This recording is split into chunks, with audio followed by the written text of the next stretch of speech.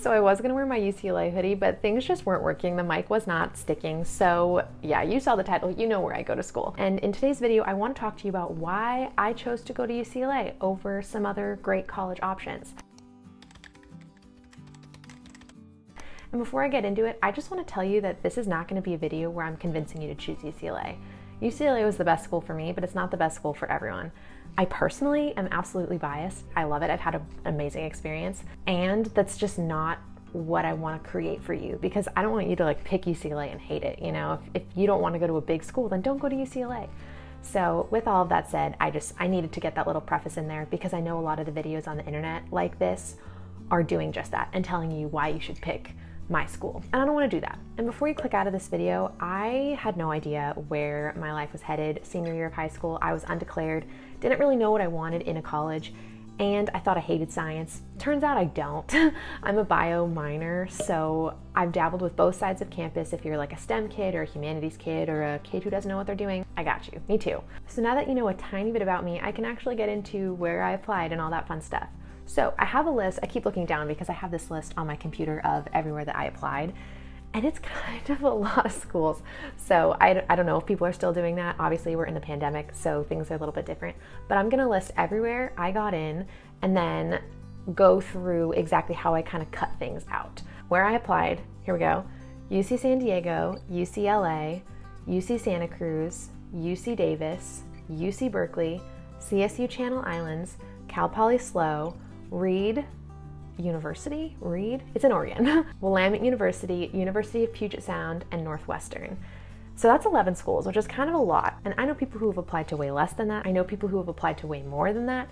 And that was just the right number for me. As you can see, there's big schools, small schools, private schools, public schools. I didn't know what I wanted. I didn't know what kind of money I was gonna get. I didn't know where I was gonna get in. So that's my list. And the first obvious step in deciding where to go to a school is where you got in and where you got rejected from. So I was really lucky and got into 10 of those 11 schools. I did not get into Northwestern, so if you go to Northwestern, shout out to you because I could not do it. But yeah, I got into those 10, so I had quite a few CSUs, I had quite a few UC schools, and then I also had quite a few private schools in the Pacific Northwest to be considering. The next step for me was kind of eliminating those schools that I had a feeling I would get into but wasn't sure and kind of knew I didn't want to go to, but were good to apply to because you always need options, you know? And those schools for me were UC San Diego, CSU Channel Islands, Willamette University, and the University of Puget Sound. Now, these schools, I at one point or another was really excited about them. I'm from San Diego, so UCSD wasn't really in the cards for me to begin with. It's just kind of if I got in nowhere else. And then the colleges in the Pacific Northwest I thought were amazing. It just wasn't, it ended up not being practical, and I liked some of my other options better.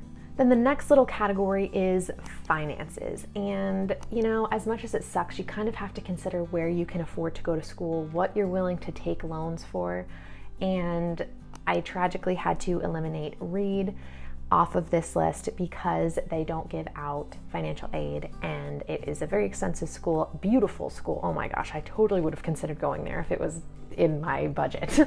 But that was not in the cards for me, so I had to take Reed off the list. Then I have this little category called the vibe. And you know when you go to a campus or you learn about a campus and there's just this energy that you feel that you can't really explain, but you just feel the vibe? That is what this next list is, and that's how I eliminated other schools. So the two that I eliminated because of the vibe are UC Santa Cruz and UC Berkeley. And a lot of people are surprised to hear that I eliminated UC Berkeley this early in the process. But for me, it was really important not to get hung up on the reputation that a school's gonna bring you and like these other external factors. And when I went to Berkeley, it just felt very like competitive and individually driven, which for some people is amazing and the right environment for you. And literally half my friends go there. So I know it's an amazing school. It just didn't feel like the right place for me. And I knew that I wanted like a happy, collaborative space. But then of course there's UC Santa Cruz, and kind of there again, I felt this very like individually driven vibe, which I need like a community, and I just didn't really feel that there. And I also just loved like the, I don't know, the school spirit that some of the other schools had. So these two just, I had to take them off the list because of the vibe. So now we're down to 3 options, and this is when things obviously start to get hard. If you are in this position now, I'm sorry. We've been there, I've been there, and it sucks. I was between UCLA, UC Davis, and Cal Poly SLO. All three schools are such great options, and I don't want my like choosing UCLA to say anything about how I feel about these other two schools, because they're both great and it was a very difficult decision for me. So the next step in this process for me was touring the schools. And some of them I'd already seen, like I said, but I went through like a real college tour after I'd gotten in, and gosh, it was, how do you choose between those schools? They're all so good. And after the tours, it became very clear to me that there were two top contenders, and those were UCLA and UC Davis. I eliminated Cal Poly after the tours for, honestly, it's kind of hard to put into words why I eliminated Cal Poly from my list. I just didn't feel like, okay, the best way to put it is that when I was walking around Cal Poly, I was imagining all my friends on that campus, and I wasn't imagining myself.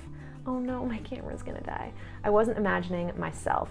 And this was just a huge red flag for me, and I just knew that that wasn't gonna be the best option. Also, there was like a ton of people on the tours, and I felt very overwhelmed. So, I mean, that's just a tiny little thing, but it was enough for me to be like, I don't think this is the right option for me. So now I'm making this a huge decision between UC Davis and UCLA. And oh my gosh, guys, both of those schools I was obsessed with. And the reason that it wasn't just so obvious for me, in part, was because both my parents actually went to UC Davis. And I want to say that I like loved it from outside of them, but I think that is a big part of what pushed me to, I don't know, be so interested in it from the get-go. And when I toured Davis, I went in thinking that I kind of knew that I wanted to go to UCLA. Like, I got in and I was shocked. I was like, oh my God, the whole thing. And then I went to Davis, and it gave UCLA a run for its money. Like, the tour guides were so cool. Dumb point, but the dorm rooms were so much nicer. Like, I can't even begin to explain that. It had the community vibe, the like sports, the spirit, everything. Like, it was just so cool, and it was just so hard for me to narrow it down. But ultimately, at the end of the day, I just felt like I wanted my own experience at a different college, and UCLA just seemed like it was going to offer me that, and it had this like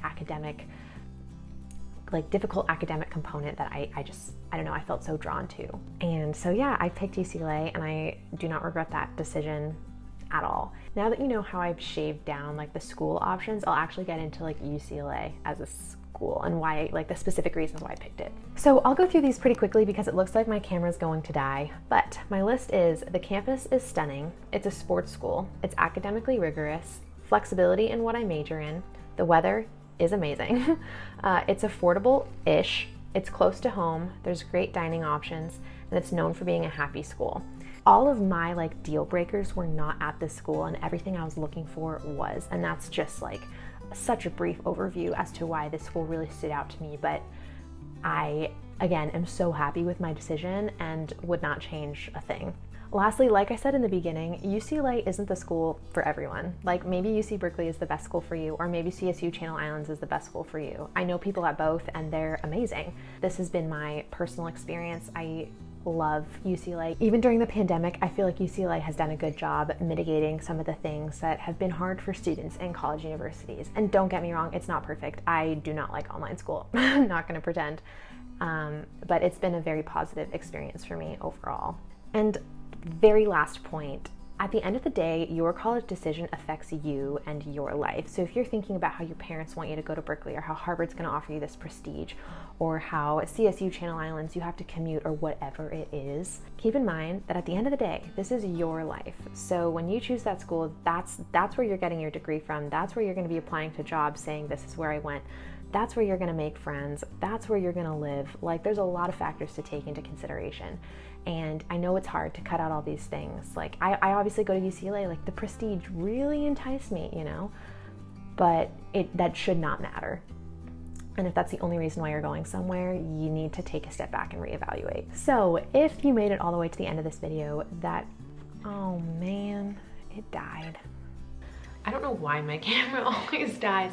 Fortunately, I got through everything that I needed to say about UCLA, so I hope that was all helpful for you in maybe making a decision or just, I don't know, familiarizing yourself with some new college universities. I want anyone watching to know that I do make some videos about UCLA, but I primarily do stuff about my major, which is anthropology. So if you are like me, maybe you're in high school or maybe you're in college and you have no idea what you want to study or what anthropology even is, I have a ton of videos about anthro. I've said this before, but I'm literally just like a college kid making videos about my major and putting them on the internet for fun. So I would love it if you checked any of those out. Let me know if you have any requests, whether that's UCLA related or if that's anthropology related. I love interacting with everyone in the comment section. So yeah, just let me know, and I hope you are staying safe and healthy during this pandemic. You know what to do, and I will see everyone next Sunday. All right, peace out, bye.